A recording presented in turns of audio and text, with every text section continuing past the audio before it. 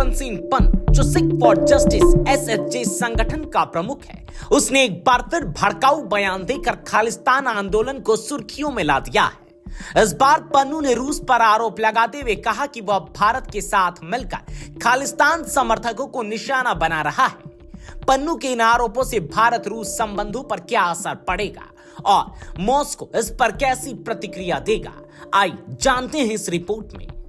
Sikh for justice के प्रमुख गुरपतवंत सिंह पन्नू ने एक वीडियो में दावा किया कि वह अमेरिका में भारतीय राजदूत विनय मोहन क्वात्रा रूसी एजेंसियों के साथ मिलकर खालिस्तान समर्थकों को निशाना बना रहे हैं। पन्नू ने आरोप लगाया कि भारत ने क्वात्रा को वॉशिंगटन में इसलिए तैनात किया ताकि वे रूसी एजेंसियों के जरिए खालिस्तान आंदोलन को कमजोर कर सके। पन्नू ने यह भी कहा कि रूस के मीडिया और एजेंसियां खालिस्तान समर्थकों के खिलाफ एक नैरेटिव तैयार कर रही है। पन्नू ने खुलेआम धमकी दी है कि रूस के अधिकारी जो अमेरिका, यूरोप, ऑस्ट्रेलिया और न्यूजीलैंड में काम कर रहे हैं, उन्हें खालिस्तान समर्थकों के गुस्से का सामना करना पड़ेगा।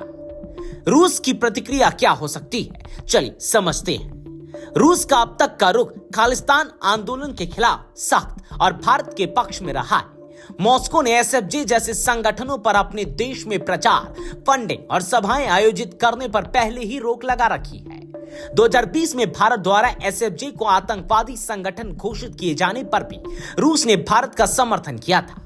ऐसे में पन्नू के बयान के बाद रूस के कुछ ठोस कदम उठाए जाने की संभावना है। चलिए अब जानते हैं कि रूस के क्या संभावित कदम हो सकते हैं। पहला, आधिकारिक खंडन। रूस पन्नू के आरोपों को खारिज करते हुए भारत के साथ अपनी घनिष्ठ संबंधों की पुष्टि कर सकता है। दूसरा, सुरक्षा उपाय। पन्नू की धमकियों को देखते हुए रूस अपने राजनयिकों और अधिकारियों की सुरक्षा बढ़ा सकता है। तीसरा, SFJ के खिलाफ कार्रवाई। मॉस्को पहले से ही SFJ को एक अवैध संगठन मानता है। इस घटना के बाद वह इस संगठन पर और सख्ती कर सकता है।